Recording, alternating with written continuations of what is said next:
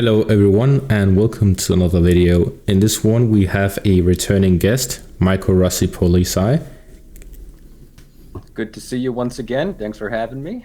And let me just say congratulations, 113 subscribers. Well deserved. Thank you. Well done. So to the ones who don't know, since I have grown a lot since then, Michael was a guest of mine in 2 live streams where we had a conversation about Russian foreign policy, which is his major as a professor at... Pick the university at this point. Rutgers University, Long Island University, Brooklyn, most recently Webster University, based out of Tashkent, Uzbekistan. So he is well-rounded, has a lot of experience, especially when it comes to Russian foreign policy. So he knows a lot about the political aspects of the conflict. So there's a lot to ask and a lot to learn here. And if you want to check out the past couple of live streams, then it is archived on my Patreon, so you can go and subscribe. Also make sure to check out Michael Rossi's YouTube channel, as he has some courses as well as other videos and a lot of translations of Russian speeches. Yeah, in fact, as we're working on this right now, I'm finishing up Putin's speech talk with war correspondents that took place in Moscow about 2 days ago. So I hope to have that up by the end of the day today on the 15th of June. So yeah, there's lots to get into. So let's just get started. So I mean, you want me to go first, or how do you want to do this? I'll just start out. So to everyone who knows and is following my channel, there has been a lot of developments in Ukraine in the past couple of weeks. First, we saw the fall of Bakhmut, then we saw the start of the Ukrainian offensive. So after half of a year, essentially, of fighting in Bakhmut, the fighting finally ended. And after that, we saw the start of the Ukrainian offensive. So what is very interesting is that the Ukrainian offensive has started after a very long battle in Bakhmut. There has been no there's been no tactical pause, there's been no operational pause. They just go straight to the next point, which me as a daily update content creator am pretty satisfied with. But this is very difficult for the Ukrainians, as they've just had many months of hard fighting in Bakhmut, and there's been a lot of losses. However, it seems that this group that is launching this offensive is a separate group from the ones who were at the front line. They are generally a lot of soldiers who have been equipped and trained by Western forces, and then there's a combination of other units as well. But the main brunt of the force is 12 brigades fully equipped and prepared with Western equipment and Western training. So it's going to be interesting to see how NATO tactics and NATO equipment works against Russia. What do you think of the situation so far? So I have been following the situation both on your channel. I also follow History Legends. Both of them are on the spot, up to date information, as well as about half a dozen channels on Telegram, which you can take it however way that you want here. But it seems that the counteroffensive is, at least within the first week, not going according to plan. To my knowledge, there doesn't seem to be any real territorial ground that's gained. And Russia has spent the last 6 months or so effectively fortifying most of southern Ukraine, creating at least 4 to 5 defense lines up to Melitopol and Mariupol. And the attempts so far on the Ukrainian side to breach the defenses have only gotten, I think, maybe a kilometer or two in to the outer layer. They haven't even reached the defense lines yet. There was a report in the New York Times a couple of days ago that the Ukrainian army had retaken 3 villages. And of course, by the time I checked Telegram, Two of these villages had already gone back to the Russian side, while the third remains in the so-called gray zone.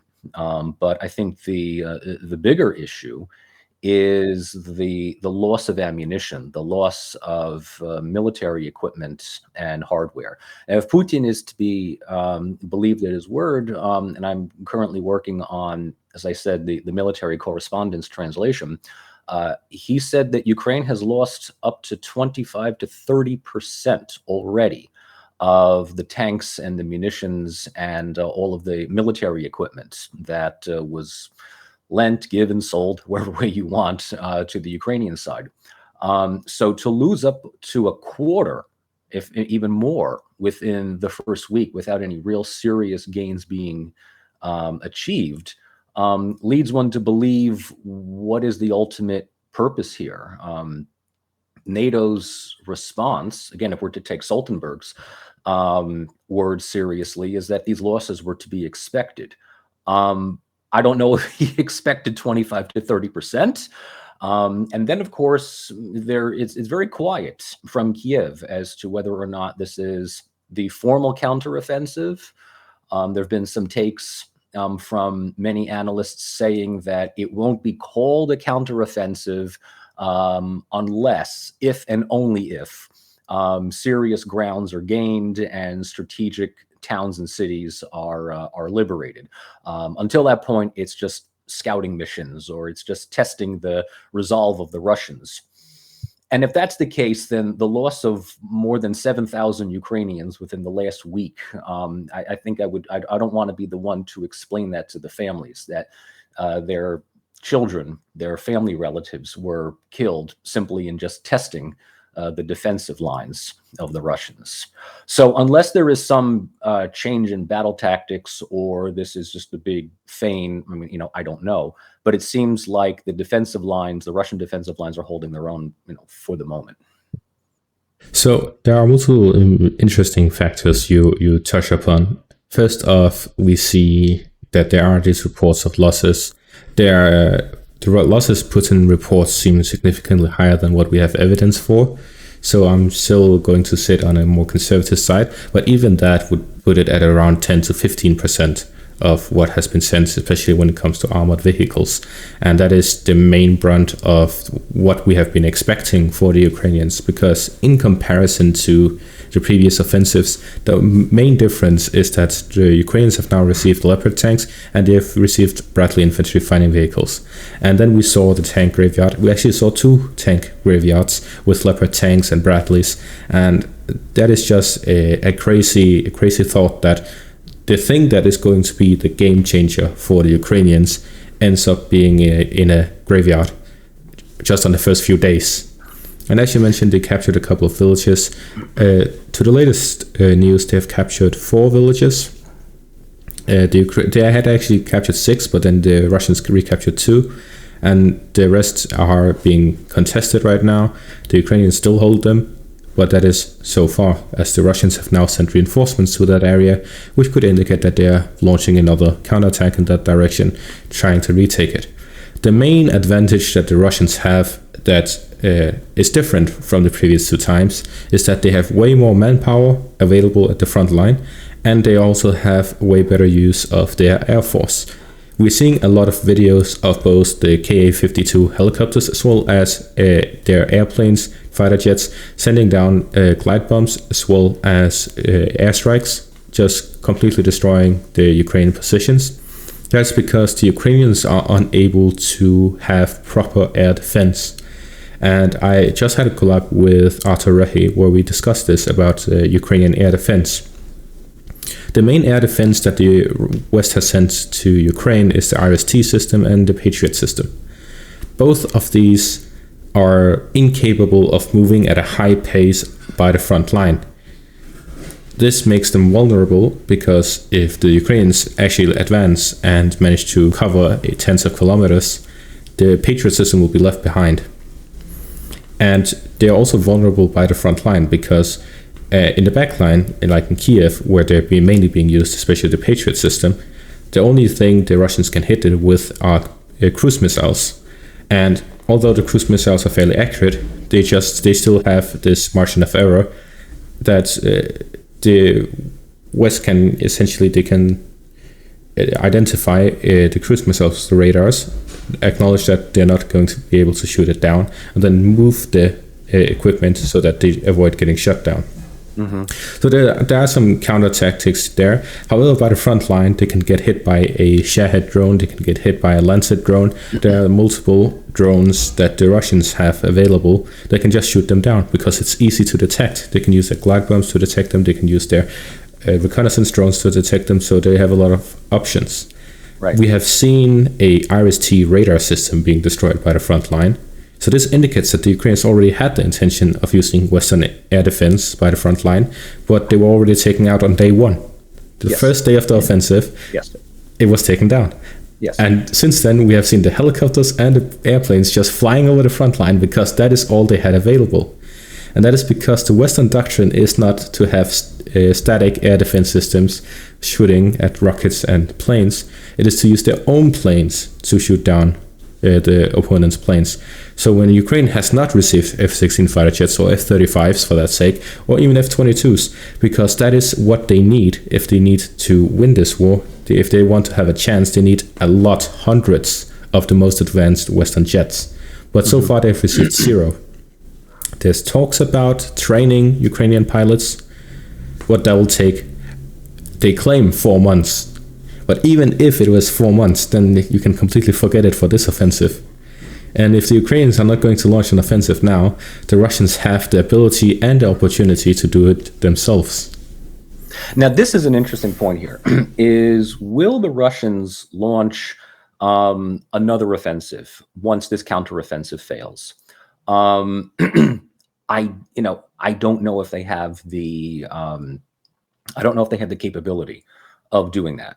They might be able to make some inroads towards Zaporozhye, towards Kherson. And obviously, as far as Russian foreign policy is concerned, these are territories that are now occupied by the Ukrainian side. So if they decide to make good on incorporating all 4 of the regions within Russia, this might be something. I don't know if that is going to push the war definitively in Russia's favor. Russia seems to be handling this better when they are on the defensive. They also seem to have very quietly admitted that they're in this for the long haul, that this is going to be a protracted, long, drawn-out conflict. And we can debate the radio chatter as to whether or not their offensive towards Kiev last year was aborted or whether they realized that there was no way that they could hold it. According to the narrative, the Russian narrative, Kiev was almost surrounded. Then there were talks that were arranged between Russian and Ukrainian officials in Istanbul. And then again, according to the Russian version of events, Russia agrees to pull back from Kiev as a gesture of goodwill. And then immediately the UK and the US tell Zelensky not to negotiate because there is nothing to negotiate on. One can read within these lines and also figure out also that the West is giving Ukraine just enough military equipment to survive until the next week, but not game changers, which also makes one wonder whether or not there is an interest in prolonging the conflict in terms of just making money off of it. There is an enormous amount of revenue that is being generated in weapons manufacturing, arms supplies, not to mention the more destruction that is leveled against Ukraine, the more money potentially that there is in reconstructing the country in a post-war scenario. I'm using the word narrative a lot in this conversation because it's something that beyond the day-to-day military tactics, I think we need to look at the broader picture of how the war has been framed diplomatically, within the media, within public perception in the West, as well as outside of that. I've been back here in the United States now for about 3 to 4 weeks. And of course, the media coverage over the war is not as intense as it was last summer. But there still is this tendency to believe, take at face value, anything that officials from the Ukrainian government say, and to just automatically doubt anything coming from the Russian side. So the Telegram channels, again, take them as you will, present one take on the events. And then the mainstream media, and I emphasize mainstream media, right, does something entirely different, still trying to frame this within the counteroffensive being successful. Whatever towns or villages that the Ukrainian army takes are reported, but the media fails to report when those towns and villages are again lost to the Russians. They also fail to mention that these are effectively within the gray zone, so they're bound to go back and forth, over the next couple of weeks. So here we are, more than a year and a half, into this conflict. It doesn't seem, by my estimation, to be ending anytime soon. But I think that the perception, the assumption of the Russian side collapsing fairly quickly as soon as this counteroffensive begins proved to be, beyond short-sighted, in the sense that the Russian side is holding their own. Now, we also have to factor in another thing, and that is, you mentioned in the beginning of this talk, the fall of Bakhmut about 3 weeks ago.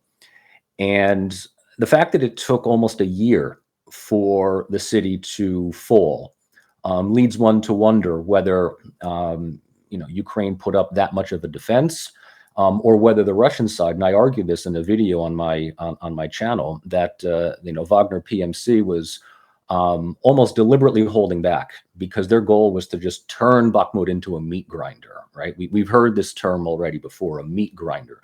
The Russians like to use this meat grinding tactics, just grind down the enemy's personnel, their ammunition, their weapons, their equipment, just kind of win this war by attrition.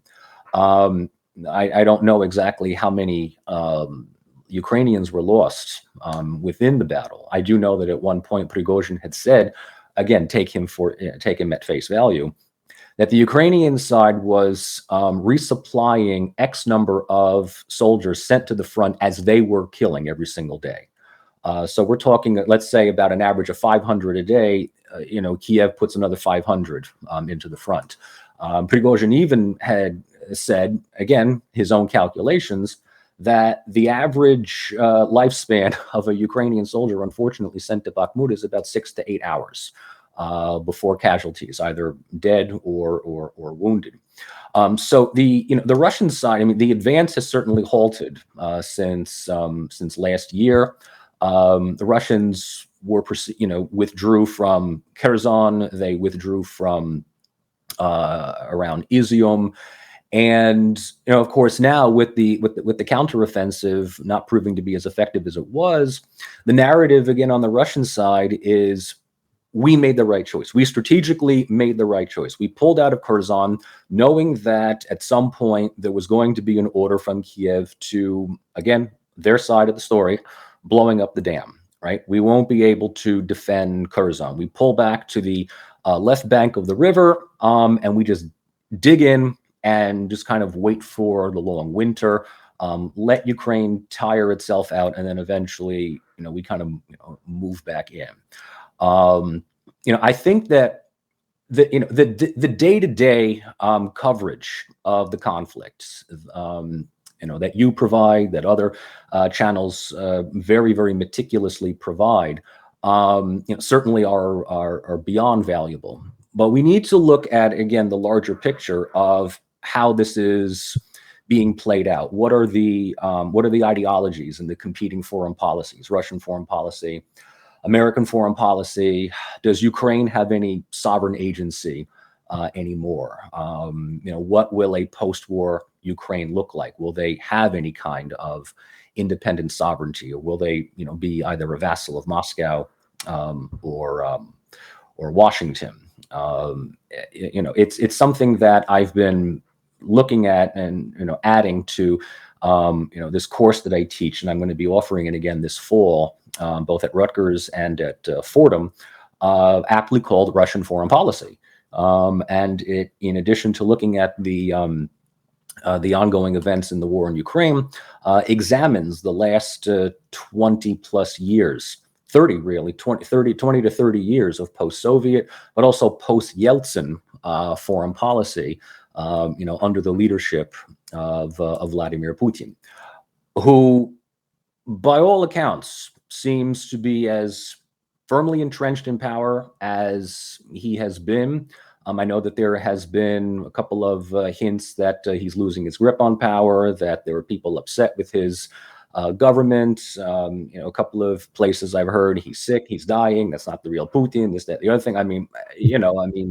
Narratives and clickbait, are certainly going to get people to read your article. But if his 2-hour press conferences, weekly press conferences, are to be taken seriously, he is firmly in command of Russia, and he does not seem to be phased at all with the way in which the war is going. So I don't know whether he is fully confident in his objectives, or whether he's just living in denial. I mean, we will have to see. Yeah, we'll know when time will tell. Okay, so first off, 3 things I want to add. First one is about the offensive. There's a recent article earlier today, 3 hours ago, written here in Denmark. Momentum in the Ukrainian offensive is gone. An analyst believes, and then he goes on to talk about different analysts have different perspectives, but all of them agree the Ukrainian momentum is gone. It's over. They're already slowed down, and they aren't capturing anything. Then we have about the Bakhmut situation. You mentioned these different numbers, and a very interesting article, again, Danish media. And this is mainstream media. They follow the mainstream media narrative, but I believe some of these journalists are actually respectable and actually try to find out the truth. However, they are so within the Western narrative that it's very difficult for them to reach the truth. However, when they go to the front line and they talk with the Ukrainian soldiers, that is when the truth comes out. So one of the correspondents to Ukraine, he went to the front line. He talked with a Ukrainian soldier who was sent to Bakhmut. He had a squad or platoon, I don't know exactly what the term is, but 32 soldiers. They went into, no, I believe it was 36 soldiers. They went into Bakhmut, and within the first minutes, not hours, not days, the first minutes, 9 of them were casualties. That is 25%. Were casualties. 3 died, 6 were wounded in the first minutes. They went in, they got hit by, they claim it was gas, but I have not seen any evidence of gas being used, chemicals being used. But they say they went into a building to avoid the gas, and then they were hit by shells, and then the debris as well, it just fell down on them, and they received the 9 casualties from the very first minutes of entering the city. So that shows exactly how terrifying the fighting within the city actually was. Absolutely. With how constantly they were shelling. Prigozhin kept claiming that they had no ammunition, but in the end we kept seeing day after day, video after video of thermite bombs, artillery shells, all of these things that he claims he didn't have, and they were being used day after day, night after night. It was 24/7. Maybe that's why he was complaining that he had no ammunition. Because he was using everything. I mean, it's dark humor, but he was complaining he has no ammunition because he's just using it left and right. But yeah. So yeah, essentially, we saw Bakhmut was essentially Wagner PMC. It's not even part of the Russian army, but Wagner PMC grinding down the Ukrainian army day after day, and then as a result of that, we now see Wagner being pulled to the back line. They're actually within Russia now, according to official information. But then they're already planning on returning on August 5th. Yeah. And Prigozhin actually said that during the time they were in Bakhmut, They had opened, I believe, 42 centers across Russia to recruit Russians to join the Wagner PMC, and then he claims that they accepted 10,000 applicants every month. Mm-hmm. So that's already 50,000 during the Battle of Bakhmut. Then another 50,000 since then, all the way to August, and they are essentially at 100,000 again. Yeah. Or not again, double what they were their peak before. So Wagner comes out of this stronger, while Ukraine has grounded down half of their army in Bakhmut. And now they're using the rest of it, trying to launch this counteroffensive that has been grinded to a halt, and according to Western media, going to be a battle of attrition within a week. So generally, what we see on the front line, it's not looking good for Ukraine. The Russians seem to have taken the initiative after the fall of Kharkiv with their partial mobilization, and since then they had turned the way around. They've turned it into a battle of attrition, and with the 7-1 firepower advantage when it comes to artillery, it's hard for Ukraine to have a chance, especially because the Russians have an air force and the Ukrainians do not. You know, again, I at the risk of sounding like a broken record here, we go back to the narrative about all of this, right? And just for a brief minute, the academic in me wants to just sort of come out here and explain what I mean by this term, narrative, just so the viewers can understand here. And I teach a course on politics and culture, and I talk about the relationship between narrative and symbol, and these go heavily into crafting cultural identities, political as well as social. And I define a narrative as a conscious connection of previously unstructured and possibly even unrelated events, figures, and ideas into a seemingly imploded framework of logic and reference. In other words, it's the story, right? It's the story that is used. And the narrative in this sense is oftentimes what is used within media. So whether it's Western media, Russian media, it's less information and more of a narrative that is pushed. Let's talk about Prigozhin for a moment here, because you brought him up here. I have said both on record and off record that Prigozhin is the most honest man in the entire war. He will say exactly what is on his mind. He has absolutely no problem in calling out his Russian superiors. He has given multiple interviews where he says that the Russian military command is effectively full of unqualified carpet officers, carpet knights, something like that, right? And he's gained a lot of supporters in saying this. I think one of the reasons why he can boast, again, you take him for what he says. What was it? 100,000, 150,000 people who have signed up for Wagner, something like that, right? Bakhmut was the brochure selling points in the idea that for months beforehand, the Russian offensive, and notice we haven't heard anything about Army Group Z, V, or O anymore. Remember in the first part of the war, Army Group Z, those things, I don't know where they are. Maybe they have regrouped, maybe, who knows? But then all of a sudden, Wagner, sort of NPC spawn comes in here, right? And the fact that they were able to grind down and take a city that was seen as symbolic, right? And symbols go into the role of narrative because the symbol functions as the tool of narrative. So from the Ukrainian side, Bakhmut was seen as the symbolic, no stepping back. There's no turning back from this, right? We have to hold Bakhmut at all costs, which may come back to haunt Zelensky because he could have ordered a retreat knowing that he couldn't hold the city. For the Russian side, the taking of Bakhmut wasn't just this long victory that, took almost a year, but Bakhmut was seen even within the Russian narrative as one of the strongholds of Azov. So this was one of the key cities that was held by the Ukrainian nationalists for all of these years. So it's seen as probably even a bigger victory than taking Mariupol. So within that, right, Prigozhin is able to go on to Telegram, YouTube, and say, I did it all myself.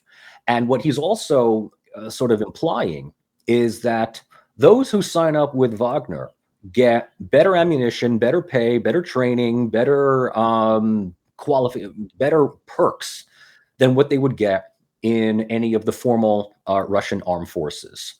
Now, as I'm working on this video of Putin speaking with war correspondents, and this was earlier in the day that I was working on this, one of the journalists, bloggers, I forget his name off the top of my head, brought up the notion of PMCs. Now, they didn't talk about Wagner specifically, but when you see PMC, when you see private military contractors being mentioned within Russia, I mean, you automatically think of Wagner. And the question was kind of carefully worded in a way that said, these are groups that are operating outside of the formal chain of command. They seem to be increasingly autonomous, and what to do about them. And Putin's response was that very cold and calculating response, answers that he usually gives, which was, they're soldiers, they're fighting, they're dying for Russia. Nobody denies that. But they will be unable to qualify for state benefits and state pensions unless they formally register through the Russian Ministry of Defense. Now, you might recall about a week ago, Prigozhin had said something to the effect of Shoigu wants him to effectively do just that. Right. And we can kind of use a little pop cultural lingo here. It was Shoigu was telling him to, bend the knee. Prigozhin has all but open contempt for people like Shoigu. He's already mentioned that, along with Gerasimov. He just feels that they're unqualified for their positions. That's Prigozhin. So he had said that he's not going to do that. Now, whether or not that produces consequences is unknown. But I also have heard earlier in the day through Telegram that there was a meeting. There was apparently a meeting between Putin and Prigozhin. I don't know the details of that meeting, and I don't know what was agreed upon. But I do know that Prigozhin is comfortable enough to speak his mind, which, among the Telegram chatter, is that Prigozhin is either going to lead some kind of military coup against Putin in Moscow. He's either going to become number two behind Ramzan Kadyrov, or he'll just end up dead at some point. We don't know. But it is interesting. It is very, very interesting that you brought up this idea that Wagner has the amount of recruits that they do, because in many cases, they are seen as the biggest rival to the Russian MOD, just simply because they can show tangible evidence of gains on the battlefield. So right now, as far as the counteroffensive is concerned, the article in Denmark, which said that the counteroffensive has lost its momentum, may very well be true. But it's one thing to lose momentum in a counteroffensive. It's another thing for the defensive line to all of a sudden now muster up the morale and continue on. So we don't know what will happen. We don't know whether Russia will move further north and west in the coming months, or whether this will just be a way of grinding down the morale, withering support for Ukraine within European circles, and then just banking on the mounting pressure that is coming from non-Western countries to get Zelensky to agree to some kind of negotiated settlement. You say something very interesting, and that is about the morale. I've been thinking for a while now. Since the last counteroffensive, since Kharkiv, the Ukrainians have essentially not seen any success. There's been a grinding halt on the whole front line, battle of attrition, constant fighting in Bakhmut, and the general morale of the Ukrainian army has fallen considerably since then. Now, they were all excited for this offensive. This is going to turn around the situation. We've had half a year of grinding, attrition. Now we're going to achieve something again. We're going to repeat Kharkiv. We're going to repeat Kherson, and then now we're seeing a halt after 10 days. This will most likely be a huge morale hit for the Ukrainians, especially because we've seen this 47th Mechanized Brigade, which was fully trained and fully equipped by Western weapons and Western training. For the 47th Mechanized Brigade to just go out to the front line and end up in these graveyards, tank graveyards, vehicle graveyards. Although the Ukrainians seem, according to the video footage, to retrieve the soldiers, we still see how the effects of the NATO training isn't as much as we had expected. We thought, okay, NATO is well renowned for having multiple successes over the past 20 years. Although Afghanistan ended in a failure, the battle or war of Iraq, they essentially took control over the country in half a year. And it is a country sizable to Ukraine. So everyone expected, okay, this is going to be another repeat. They're going to show us the real blitzkrieg. They're going to take control over, cut off the land bridge, all of these things. Well, then we don't even see them reach the first defensive line. No. As you mentioned, they built 4 to 5 defensive lines. Have they reached the first one? They are still at the point of contact. They have advanced maybe a few kilometers, but they're still in this gray zone between the two fronts. So essentially what we're seeing is that the battle experience the Russians have achieved throughout this year and a half almost of battle, that trumps the Western training that they can give on this limited time. Because although they have received Western training, it's very limited in comparison to what it's supposed to be. Training a Leopard crew should not take a couple of months, it should take a couple of years. Yes. They claim the Ukrainians are well motivated, they have high morale, they have a sense of purpose, and they already have experience driving Soviet tanks. So yeah, sure, I can buy the idea that they should be faster, but not 10 times faster, maybe double as fast. So half a year or a year, not 2 months. And this is being showcased on the front line, that although you have great tanks, all of these things, all of the greatest things that we expect on the whole world. We expect the Western training to be the best. We expect the Western equipment to be the best. Yet in the end, it cannot pass through Russian mines. It cannot pass through Russian anti-tank gun missiles. They just end up destroyed just like everything else. Mm-hmm. They're not some sort of super weapon. And in the end, the Russians has more than Ukraine has received throughout the war. They still have reserves. According to Putin, again, we can take his numbers at face value, but the production of the Russian military industry has increased 2.7-fold. That's 2.5 times more. Then we see Western numbers. We expect by 2030 to double our production. What are we going to do? They expect that the Russians will just sit there for 7 years for them to to send new equipment? It's like, the only country that could probably say that with a straight face is the United States, because it's an outsourced war. For the United States, Zelensky is ally number one because he's making our leaders rich. Right? He's a stock ticker, really, more than anything else. I don't know. I've gotten, unfortunately, a bit more cynical in the last couple of years when it comes to the narrative of, we're defending a country's democracy and freedom. It's a little hard to take that seriously when behind the scenes, the Ukrainian government has been making conscious efforts at sidelining, stifling, eliminating any kind of socio-political opposition that isn't completely in favor of continuing the war, while effectively turning a blind eye and a deaf ear to elements of their far right.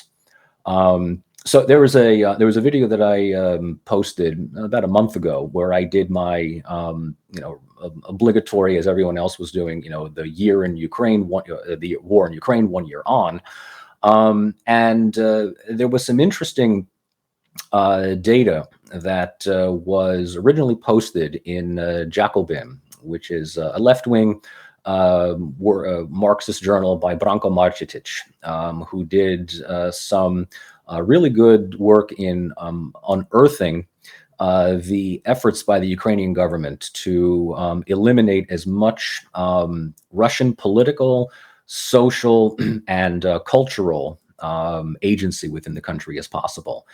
And so, this sort of undermines the whole idea that that there is this vibrant liberal democracy that we are fighting for, that we're defending, with in Ukraine. It also undermines, I think, the morale of many of the Ukrainian troops that you were mentioning beforehand, because those that are captured are all speaking Russian, and they identify as Ukrainian. But we have to ask ourselves whether or not those that are being sent to the front line are the ones that are buying into the political rhetoric that, unfortunately, the Zelensky government is either, if they're not openly adopting, they're just giving a blind eye to. So I think that Ukraine has much more internal problems than Western media wants the passive reader to understand.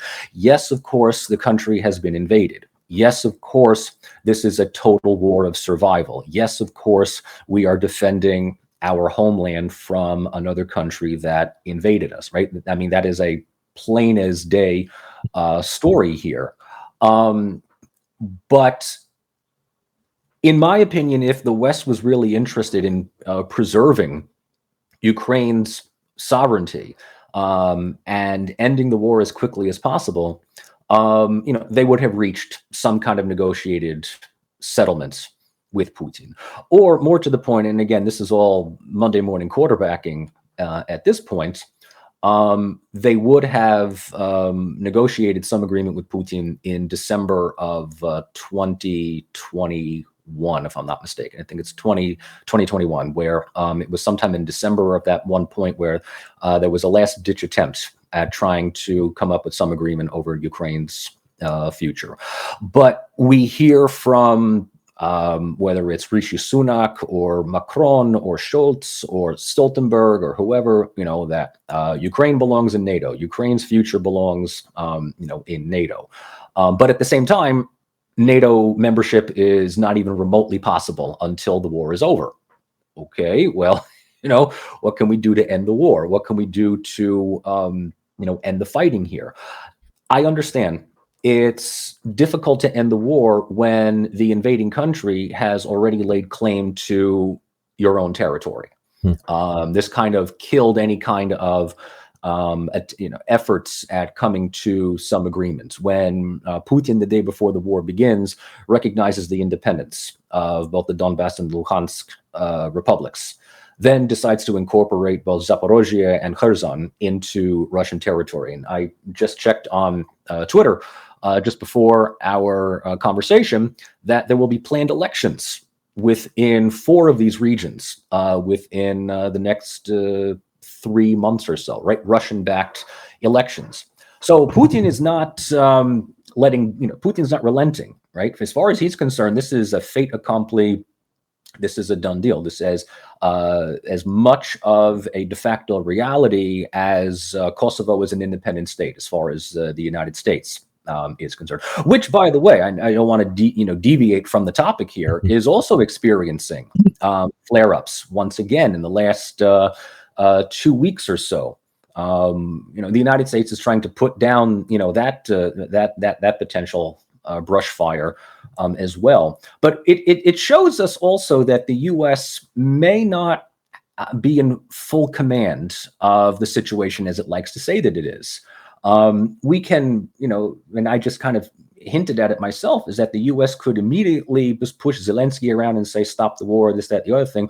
I don't know if that's possible at this point, right? I honestly don't know if there are a number of other forces at play here that are operating behind the scenes that are perpetuating the conflict. I don't know if there is, people always talk about the war will end if Putin is removed from power in Russia, which I say you really need to understand Russia a lot better, because the alternatives to Putin, the realistic alternatives to Putin are actually worse than Putin is. Like, if you just kind of think that Navalny will just somehow be elevated to power, you really, really, really need to stop reading Western NGO sponsored literature here.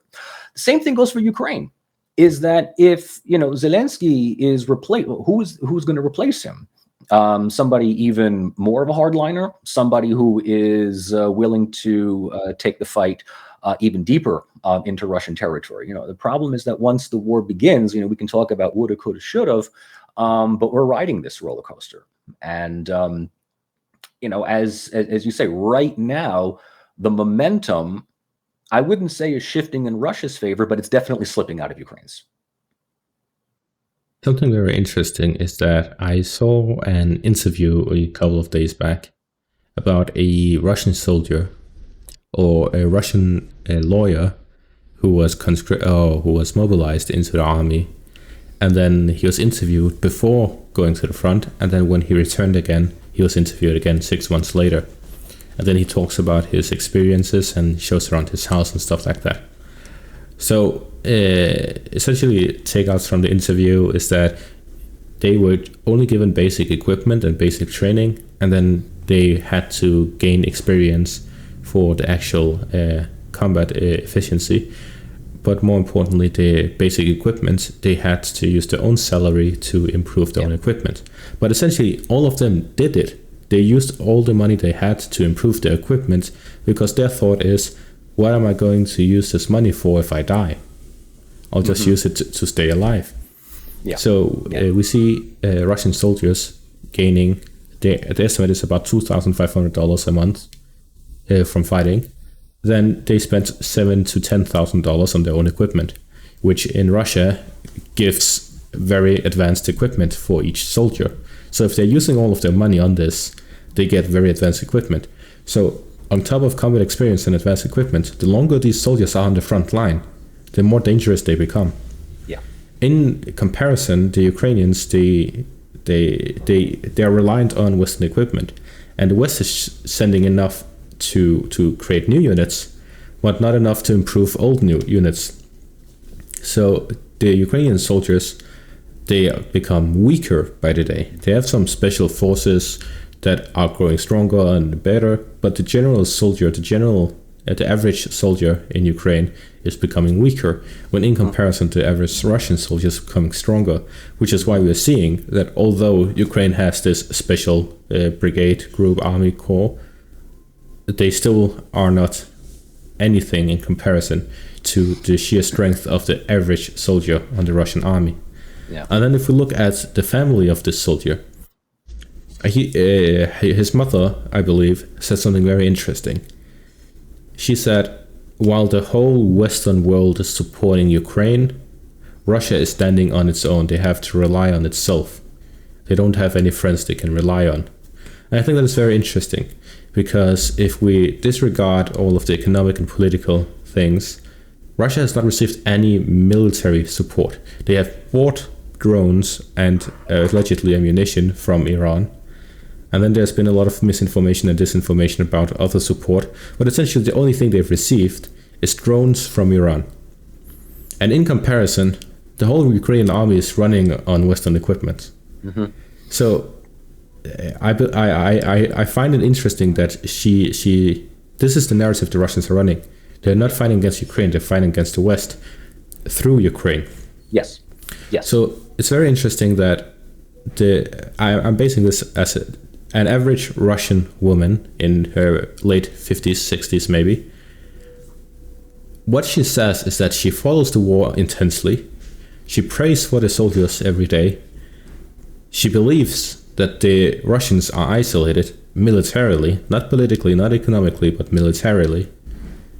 But she still believes that although this situation is difficult, they will come out on top in the end, because she believes in Russia, essentially. Mm-hmm. Mm-hmm. So if this is the average belief of the middle-aged to elderly in the Russian side, then there's, as you said, there's no real threat to Putin's hold on power, because the young people, they're expecting, we want this war to end, we want to win this war, all of these things.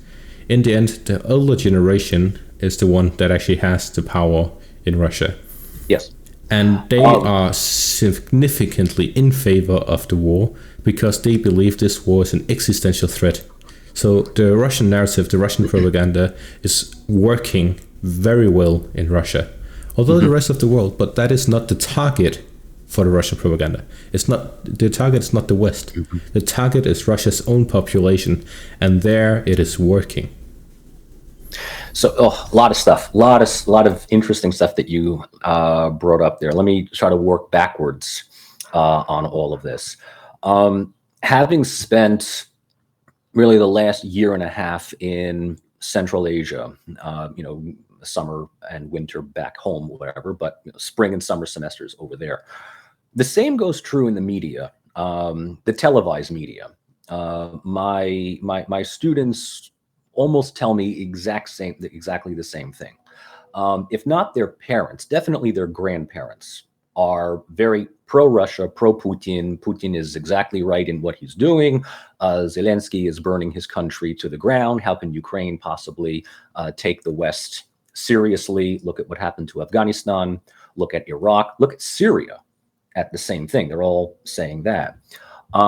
This has a lot to do with network news. I'm not talking about state media. I'm not talking about state propaganda. I mean, it doesn't matter whether it's state-run or private. Most media is propaganda. We like to think that if it's state-run, it's sort of the local ministry of truth. Corporate media in the United States is basically its own media industrial complex.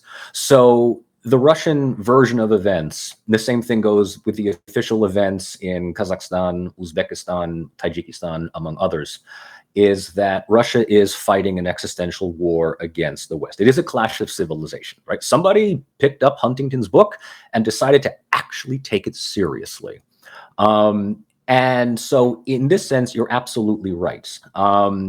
And you framed it in a way that I didn't think about it beforehand, because you talked about how Russia is broadcasting itself. How is Russia advertising this whole conflict to the world, right? In the West, Ukraine has completely been successful in tapping into the sympathies and the sort of the emotional heartstrings of your typical average CNN watcher. Russia doesn't do this, right? Russia's marketing is mediocre at best. They don't do subtitles on their videos, and hence, I mean, it's not like I'm doing them any favors. It's just that my own channel has a number of viewers that find this to be great. It's primary sources because they can't understand Russian. But you're absolutely correct in that they are more interested in targeting their own audience. Now, the younger generation that you mentioned, this is also very important to note, is that I think that the Russian leadership knows this. I mean, I've pointed this out many times in my classes, that people that are 35 years and older genuinely think that Putin is a good guy, right? And the reason why, especially 40 years, 50 years, absolutely.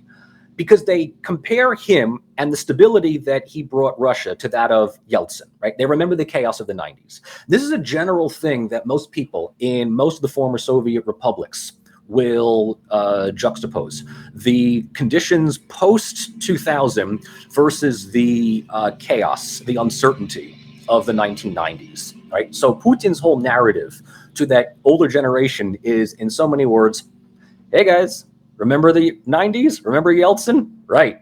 Oh, by the way, for you older people, remember how good it was in the Soviet Union? Right. And that's all that he needs. Younger generation have no knowledge of this. So for them, Putin's all that they know. Do they want an alternative? Absolutely. Do they deserve an alternative? Absolutely. But there's no political alternative, no credible political alternative to Putin. Despite what some, Western journalists and NGOs might think about Navalny or the next person. It's just not there. The other thing that, again, the narrative is either emphasizing in one way or neglecting in another, is that right after Putin's what was it, limited, or what did he call it? Partial mobilization. Limited, partial mobilization, right? Partial mobilization.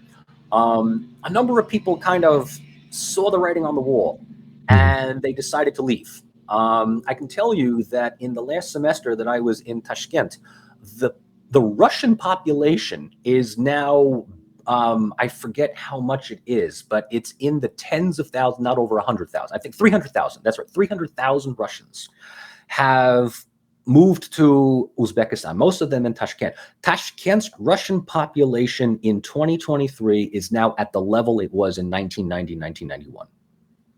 Right? And almost all of them are in their 20s and 30s with families. Right? They saw the writing on the wall. They don't want to be conscripted. For the Western media, these are Putin's opponents, right? These are the people that wanted to leave Russia, or they're draft dodgers, they're deserters, whatever it is you want to call them.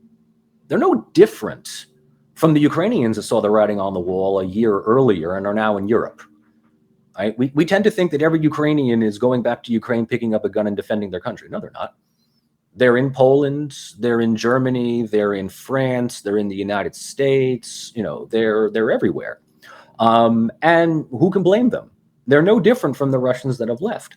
But what this also, I think, means within Russia is that Putin lost his biggest obstacle for political monopoly. Right, the people that were most likely to vote for an opposition candidate, or the people just most likely to protest in the streets of Moscow and St. Petersburg, are now in Tbilisi, Yerevan, Almaty, Bishkek, Tashkent, among others. So, in many ways, Putin and the Siloviki that he operates with them held the door for them and said, "You want to go." Right? No problem. As a matter of fact, you want to work remotely from your companies, we won't even deprive you of your income. If you can somehow be able to connect your phone with your bank account back in Moscow, continue making money, right? No big deal whatsoever.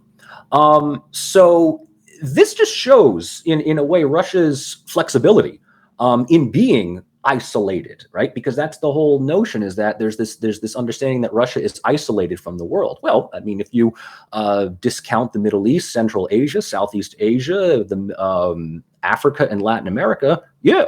If you kind of, that meme, that funny thing, they're always like, when a band goes on world tour, what do they mean by world tours? Those are the countries. These are Russia has lost the world tour thing. Okay, fine. North America, most of Europe, and Japan, South Korea, Australia, and New Zealand. Other than that, right, they're doing fine. So, in this sense, Russia has been able to pivot economically, diplomatically, and have made significant inroads in Africa, in Latin America.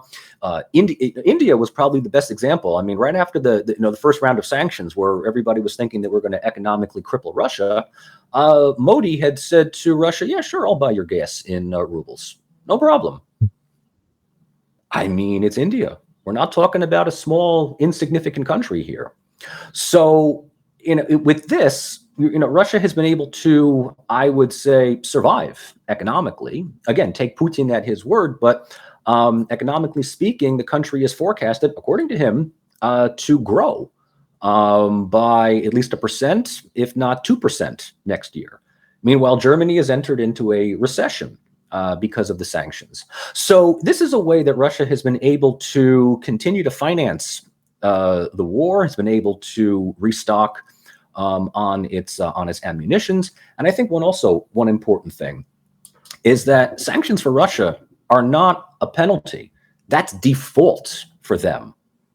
I remember one press conference that Lavrov had given a year ago. I forget exactly where this was, unfortunately, but one of the Western journalists there asks him something to the effect of, so how do you think Russia's going to survive with all of these sanctions that we have against you?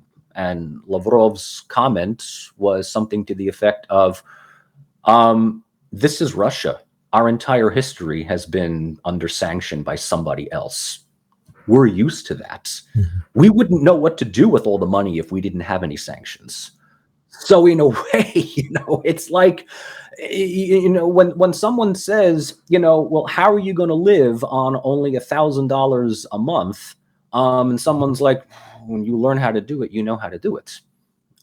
So I think that Russia has shown itself to be, again, whether you want to hear this or not, but they've shown themselves to be far more resilient, far more adaptive.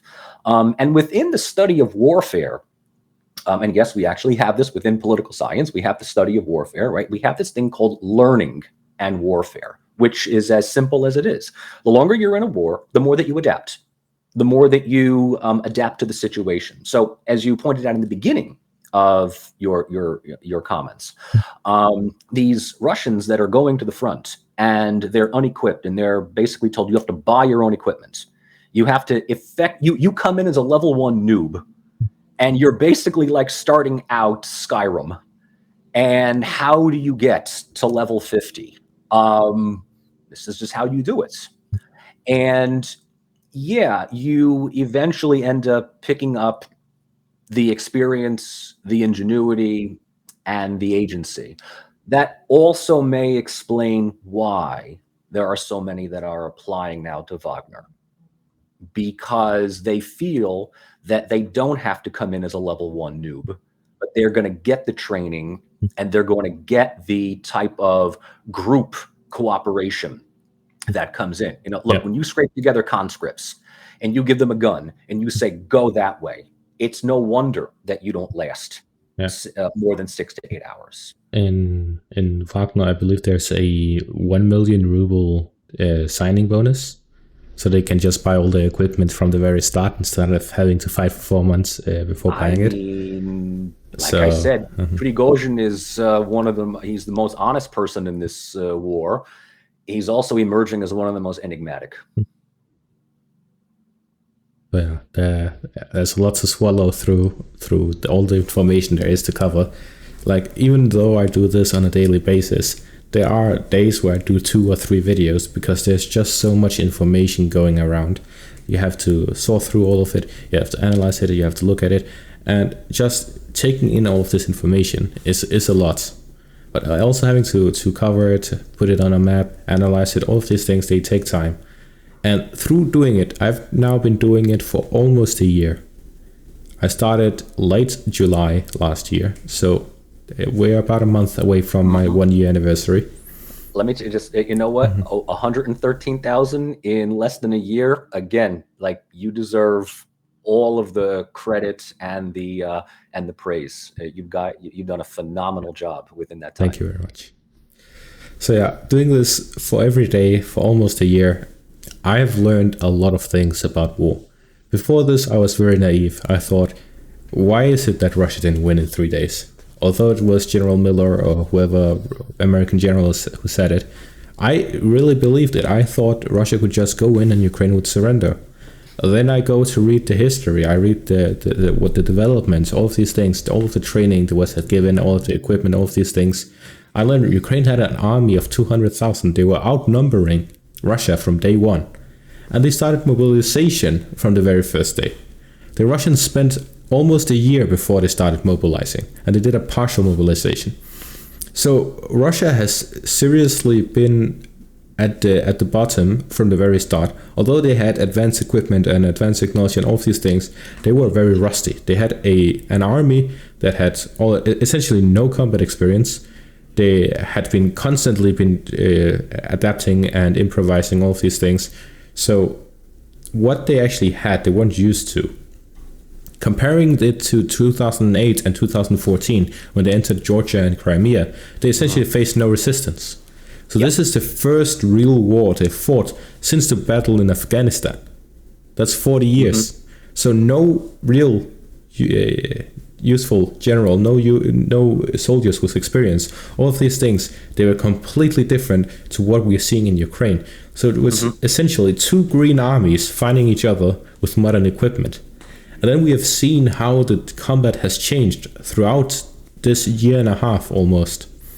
At the very start, we saw columns of Russian tanks being ambushed and essentially destroyed. Now we're seeing the opposite. And it really shows us when soldiers are not used to combat, they make huge mistakes. Because the armored column that was ambushed and destroyed, that was an armored column that had no combat experience. They were sent straight from training to the front line. Mm-hmm. In comparison, we see now Russian columns. We saw them in Uledar. They were sent in the south. And I already made multiple videos completely criticizing this general, because that was just the stupidest move I've seen, because he has had over a year on the front line and he pulls a stupid move like that as if he has been sitting on his ass doing nothing for a year. Mm-hmm. And it just shows that there's extensive corruption, there's extensive mismanagement in the Russian army. Even though they have been fighting for over a year, even though there's a lot of adaptation, there's a lot of improvement, they still have these deep-rooted issues in their own army. This is why we cannot see, is Prigozhin lying? Is he doing some sort of show to gain popularity? Or is he actually speaking the truth? Is Shoigu in denial? Is he just a corrupt official who's trying to gain some money from this? Is Putin just closing his eyes, trying to avoid the truth? What is actually happening? We do not know. But what we know for sure is that there is a deep political play within the Russian leadership over power and over money. These two things are what they're fighting for. They don't even care about the war in Ukraine, because if they really cared, the war wouldn't have lasted for a year. They would have won a long time ago, because what we see used of the Russian Air Force is less than 100 planes. They have over 1,300. What we are seeing use of the tanks is at most 2,000. I believe the estimate is somewhere around 1,500. And they have over 6,000 to 7,000, I believe. Even if they've lost 2,000, they will still have 4,000 or 5,000 left.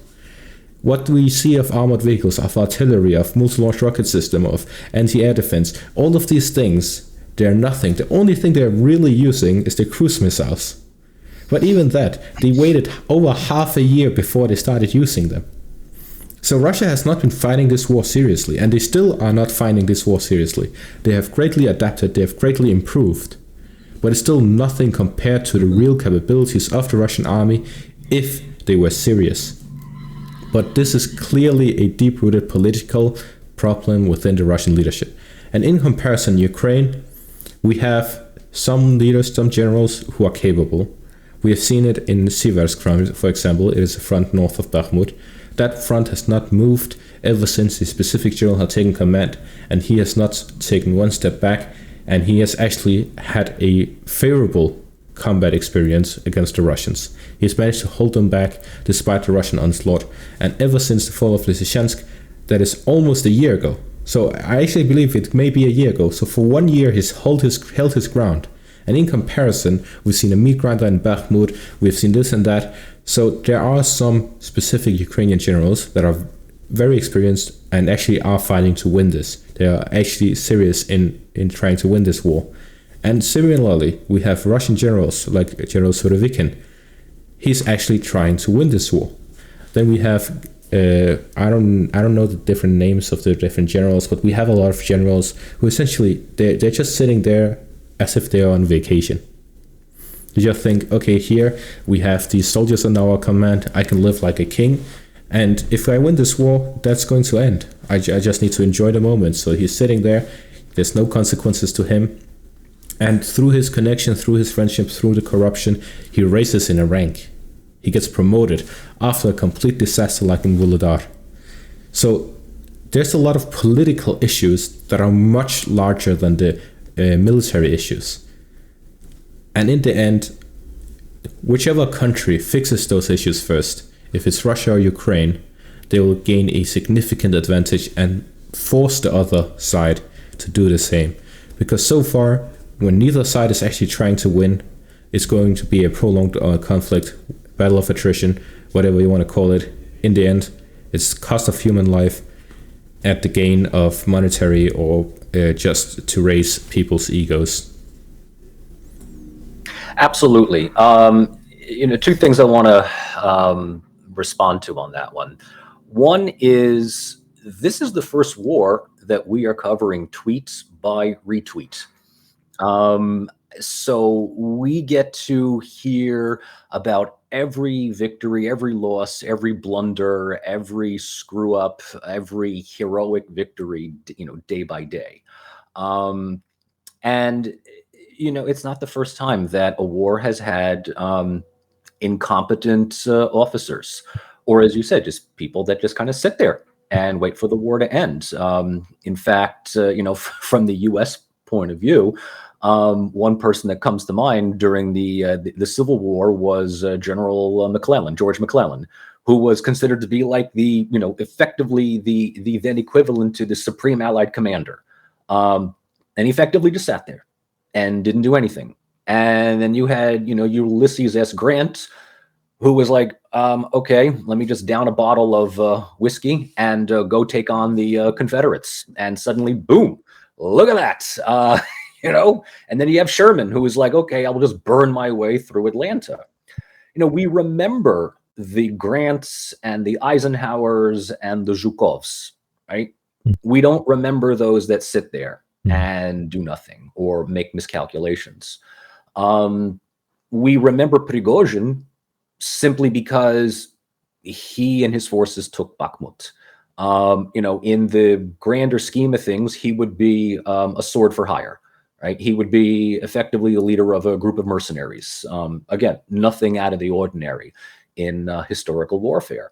But because social media is so invested in this war, because we've all taken it's a spectator sport. Effectively, it's become a spectator sport. There are those that on the Russian side that honestly believe that we'll be in Lviv by the end of the year. There are those on the other side that think Crimea will be expelled of all Russians, a la Croatia, Operation Storm, 1995. And the reality is sort of somewhere in the middle here.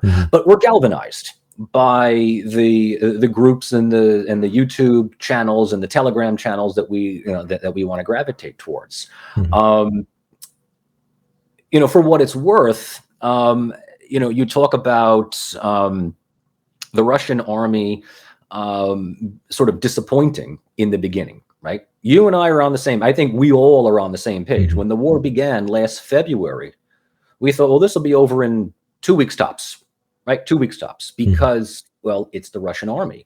Look at what they did in Georgia. Look at what they did in Syria.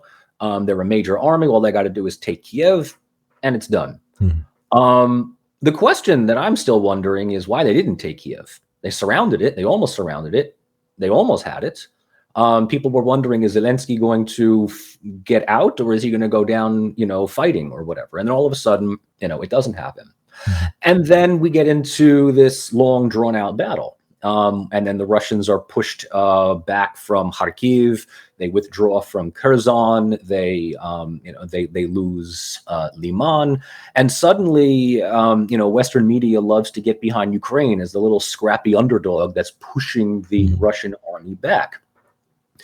In the grander scheme of things, we tend to forget that in the Second World War, Germany invaded the Soviet Union in 1941.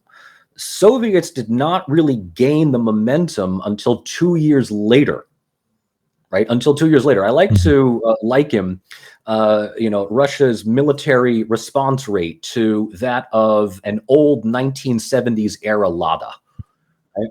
Like, it takes quite an effort to get it started, especially on a cold, cold day. But once you get that thing started, it doesn't stop.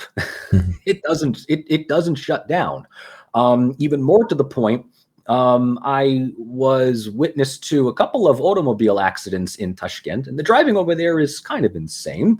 In a lot of the newer cars, they're all driving these little Chevrolet Sparks, these little Control-C, Control-V, little hatchback white cars, whatever it is. Everybody's got them, right? Then you got some of the old timers that are still driving these Soviet era Ladas. And there was one time I saw a 3-car accident where it was 2 of these Chevrolets and a Lada. Both of the Chevys were totaled. The Lada looked inconvenienced. The Lada just kind of looked kind of annoyed that it was delayed. I try not to make light of or try not to make something humorous out of what is effectively a war here. But it goes to something else that Putin brought up again in this war correspondence conference, which again, shameless plug, I'm going to have hopefully on my page later on today, and that is um, he has a respect for countries that are in control of their own sovereign agency. So, hence the reason why he sees people like strongmen, like Erdogan and Lukashenko, Xi Jinping, Viktor Orban, among others, to be people that buck the trends, sort of go against the pressure of the West and make decisions, whether they're right decisions or wrong decisions, but they are decisions made by the state for that state. He has, again, you have to sort of understand his mentality here. He has a barely contained contempt for countries that he sees are vassals of others, whether it's Germany or the UK or most of Europe. He just sees are vassals of the United States. He sees the United States, right, as this powerful entity. It's an empire with its own interests and its own agenda for expansion. Right? He's made his peace with that. But he just finds that it is suicide for these smaller countries that just simply go along with that. And by that extension, he looks at Ukraine and he kind of, if he ever was to see Zelensky face to face again, I think the first thing that he would say to Zelensky is, what have you done with this country? Like, what have you done to make this mess? Again, take it at face value. But the idea that the Ukrainian army is entirely dependent on Western aid, whether it's through financial support, military support, diplomatic support, means that the country is on a lifeline, means that the country's sovereignty has ceased to exist. And at some point, right, Western interest in Ukraine is going to wane. Like we lost interest in Afghanistan. We don't talk about Afghanistan anymore. We've lost interest in Iraq, in Syria. We kind of like, we get excited over the next thing, the next hashtag to get ourselves around. It's probably going to be Taiwan or something else like that. And Ukraine, unfortunately, or whatever country that gets thrown under the bus, has nothing to stand on. Again, this is the narrative that I understand coming from the Russian side. This is not my own, but this is how I have, over the last year or so, interpreting and providing the narrative, the text for these videos by Putin and Lavrov, understand really the outlook, the Weltanschauung, the world outlook of Russian foreign policy. And so I think in that sense, right, there is this Russian mother that you mentioned a little while ago, Yeah. about how she knows that the country is militarily isolated, but yet will still survive, right? That's the whole idea, is that Russia is self-sufficient. And the whole idea of the sanctions being imposed on the country, Putin almost feels grateful, whether it's turning a loss into a victory or just embracing his inner KGB trained stoicism. It's that, oh, we can't get this from you anymore. Great, no problem. Because now we're no longer reliant on that product. We'll make it our own. Whether we make it better or not is inconsequential. We're going to make it ourselves. So, yeah, I mean, we haven't gotten to a point yet, to my knowledge, where Russia is going to be militarily dependent on another country. We don't know, what goes on behind the scenes when Putin and Xi talk. We don't know what Putin and North Korea talk about. I can't imagine North Korea really offering anything that Russia, needs. But let's put it this way: as far as Russia and China are concerned, they're becoming closer. I wouldn't say that we're approaching a military alliance, but we're basically talking about, in a multipolar world of which we are in, two major world powers seeing more and more eye to eye, and might I also add, working with two emerging international organizations, the Shanghai Cooperation and the Eurasian Economic Union, to kind of create this, this non-European European Union type of thing. And BRICS as well. Yeah, absolutely. Absolutely. One belt, one road policy. I mean, it just brings Central Asia in. It brings Iran in. India is certainly looking at it. Egypt has just stated that it wants to apply for BRICS. It doesn't mean that it's going to overtake the West, but it just simply means that the West can say, I sanction you, and the non-West, the rest, will say, okay, all right, whatever. Yeah, it's very interesting to see how the world develops, how countries adapt, because anyone who just believes that a country will just fall over and give up, which I that's what I did. I thought Ukraine would just fall over and give up. I'm going to be honest about that, but I'll also be honest about that it was a mistake, and that I have completely changed my mind about the situation as I have adapted. And as countries adapt, they realize that they make mistakes. As long as they accept that, they can adapt and they can improve and they can make these new organizations. BRICS seems to be a very successful organization already. And then we have seen news about 10 or 20 or 30 countries wanting to apply to it, which would make it the biggest economic union in the world, and have a significant portion of the world economy, a significant portion of the world population, and significant proportion of political power. All of these things, in a rapidly developing world, in a multipolar world, newly multipolar world, so many things that could happen, and we're essentially just spectators here. We're looking at it, we're analyzing it, but we're spectators, we're not active players. The active players are the world leaders, Xi Jinping, Vladimir Putin, Joe Biden. All of these world leaders, they are all trying to get the best out of the changing, developing situation. So essentially, we are in a very rapidly developing world. There's a lot of things to take into account. There's a lot of things, there's going to be a lot of winners, there's going to be a lot of losers.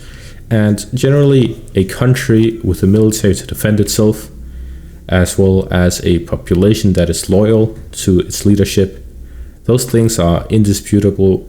They're most important in a turbulent time where essentially we don't know if World War III is going to happen or not. There was a article again with Western mainstream media. The Ukrainian ambassador to Denmark asked, he said he was very thankful that Denmark was willing to train Ukrainian pilots to fly the F-16. And then he continued to say, but we would appreciate it even more if Danish soldiers went to the front line in Ukraine. That way you could save more lives. And then he says, what I understand, you want to avoid World War III. We understand that. But the thought itself that they are even willing to say something like that, come help us, start World War III. That is because in Ukraine's perspective, they are already at war. Yeah. World War III does not change anything for them except that the West is on their side, physically, boots on the ground, on the front line. And that is a better situation for them than them fighting Russia by themselves. So essentially, we're seeing that there are countries that are essentially willing to go to World War III because they believe that is a better situation than what they're in. So because for them, it is World War III. Exactly. For them, I mean, it doesn't matter whether it's Bakhmut in World War III or Bakhmut by itself. Bakhmut already is there. Yeah. So essentially, what we're seeing is that the situation, the thoughts of people is rapidly changing. We've lived through essentially 70 years or 80 years of peace in Europe. There's been some issues in the Balkans. We've seen some issues in Eastern Europe. But in the heartland of Europe, in Germany, in France, in Denmark, in the United Kingdom, they have not felt war. Although they have sent troops to Afghanistan, to Iraq, and so on, the population of Europe has not felt war. This is the first taste of war that the European countries have felt since World War II. And what we're seeing is not people being terrified, scared of war. We're seeing people essentially complementing, saying we should go to war. The general population, as far as I know from the people I've spoken to, they essentially, of course, their stance is we don't want war, but they also have a stance that says we will help Ukraine at all costs. That is the general narrative of Western leaders. We will help Ukraine at all costs. So that means as soon as Ukraine is about to lose, what is the next step? We've seen the West has sent Leopard tanks, they sent Bradleys. They're now going to send F-16s. They cannot send more. This is the final step. They do not have anything else to send unless they're nukes. They've already sent missiles, they've already sent tanks, they've already sent planes, and these are, if not the most advanced, like the Leopard 2A7, that is the most advanced Leopard tank currently available. They've sent the Leopard 2A6. Of the Leopard 2A7s, they probably have 100 or 200 around the whole world.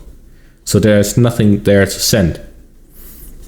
The Bradleys, they don't have an upgraded version of the Bradley. They're working on it. They're expected to be ready by 2030 or 2035. They don't have it.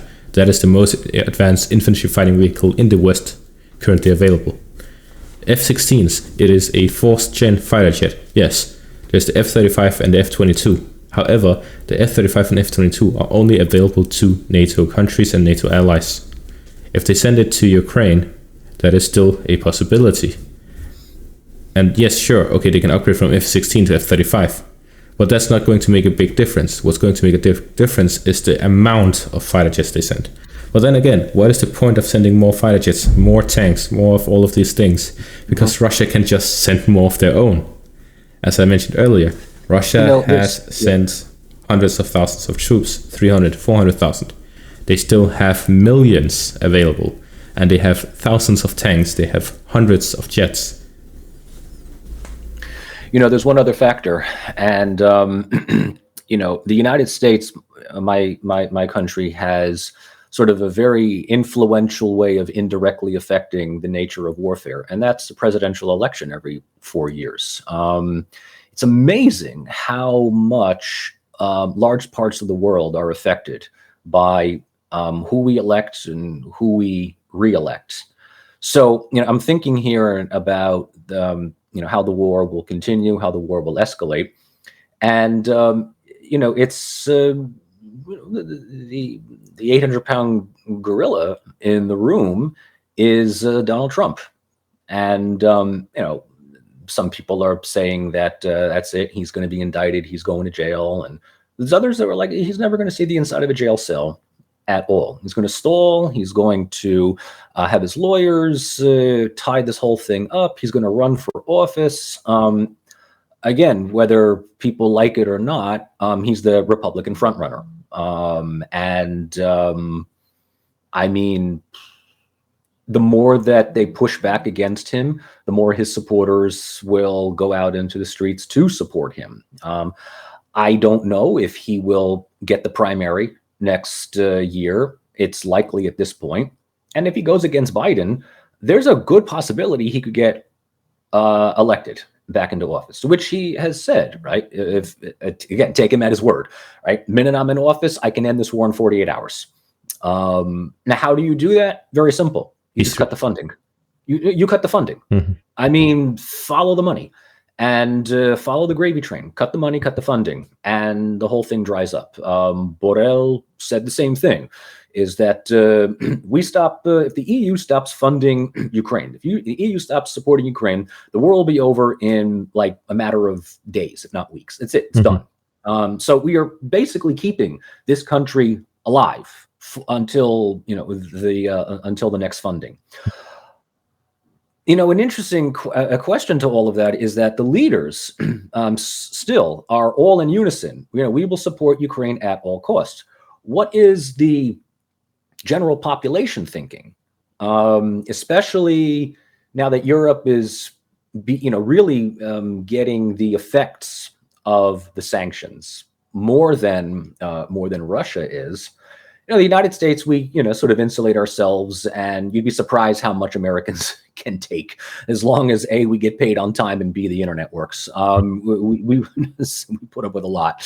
But I wonder, right? I really wonder if this is something that Putin, Lavrov, and as well as the leaders of Europe think that eventually the cracks within the Western coalition will form within the streets of Berlin and Paris and Rome and Madrid and London, and whether we really are repeating the last few and first few decades of the 19th and 20th century, sort of respectively, as we're kind of returning to great power realpolitik.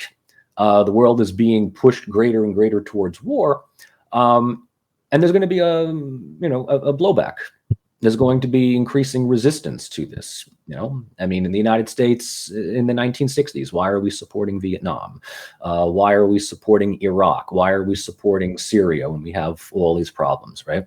I don't see any visible and open opposition to the war. I mean, some of the more vocal political leaders in Washington are coming more so from the Republican far right. You have Marjorie Taylor Greene, among others.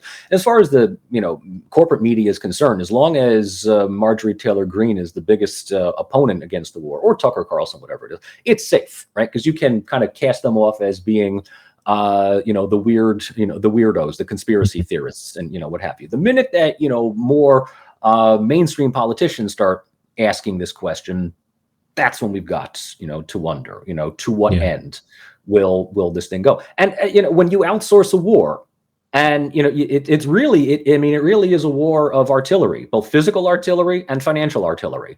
Russia and the United States are literally throwing money into Ukraine, just on both sides. One side is going to run out or get distracted or be presented with another problem, a bigger issue at some point. And what will happen to Ukraine? Where will it be? What will it look like?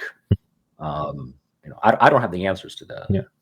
Something very interesting is, now that you mention it, we have the Russian side. They are running a state deficit due to the war in Ukraine. They're significantly increasing their military spending.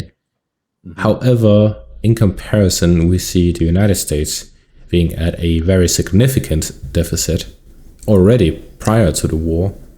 And this war is only speeding things up. We see them completely suspending this debt ceiling, which is honestly an absurd notice, because I looked at some numbers, and essentially prior to COVID, I believe it was 4 or 5% of the state budget was used on paying interest for the loans, and now it's about 12%. So they have doubled the amount of, or the percentage of the state budget. So when are they going to stop spending money? When the what's it called? When the interest payments exceeds the state budget, is that when, like, what is happening with the American economy? The big question is, when will the bartender call in your tab? Right? It's all fun and games until the bartender says, time to pay up. For the United States, who is the bartender? China. They hold 10%, I believe. China being one of it. The problem, if China says time to pay up, Japan holds 12%. Now, China that's already 25%. Yeah. So the United States knows this. The United States is like, listen, both of us are in kind of a mutual death grip here. So if you call in our debts, we're taking you down with us. There is one thing that we need to be worried about, and I'm more concerned about this than the debt ceiling. And that is the de-dollarization around the world. Right? That is the big thing now. This is sort of Russia's ace in the hole, to say. Right? We don't know how successful this is going to be, but history has shown that the minute the great power ceases to have its currency be the universally recognized form of exchange, you've entered definitively late imperial period. Right? Whether it's the Roman Empire, British Empire, the Byzantine Empire, Venetian, whatever. I can tell you this much: in Central Asia, the dollar is still king. Right? Nobody uses euros, rubles. Yeah. I mean, the dollar is still very much, a strong and solid currency. The idea that countries like India and Venezuela and China and now Egypt and even Brazil are no longer converting, changing, spying, spending within anything pegged to the dollar. already says that there are large parts of the world that are just simply gravitating away from U.S. influence. There was It's a not going to. speech by the Kenyan president, I believe, 2 days Yeah. ago, Yep. and he Yep. Yep. said, Yep. "Do yourself a favor to the other African nation leaders and de-dollarize De-dollarize. your country." We got a standing ovation. Yeah, And he got a standing ovation. I mean, so, and Africa certainly has a lot of grievances. First, with their British, French, Spanish, Portuguese, or God forbid, Belgian colonial taskman. People tend to forget about how sadistic the Belgians yeah, were. the Congo. Then the United States. The African Renaissance of the 1960s and 70s was quickly squashed by the neoliberalism of the 1980s. So, it's not like Central Africa is going to become, another hub of Russian intrigue, but they're piggybacking on the now increased vocal voices among what we would just euphemistically call the rest, right? You have the West and you have the rest. And a lot of this is going to be seen down the road within this notion of de-dollarization. Now, if BRICS or the Eurasian Economic Union come up with their own kind of currency, their own euro, I wouldn't say it's game over, just because right now I think the euro has kind of past its peak. I remember, in the late 90s, early 2000s, where the euro was considered to be like, super hardcore currency. Mm-hmm. It's kind of come and gone now. So I wouldn't put much stock in a unified currency of BRICS or anything else. But the idea of strengthening one's own national currency is something to be considered. Yeah.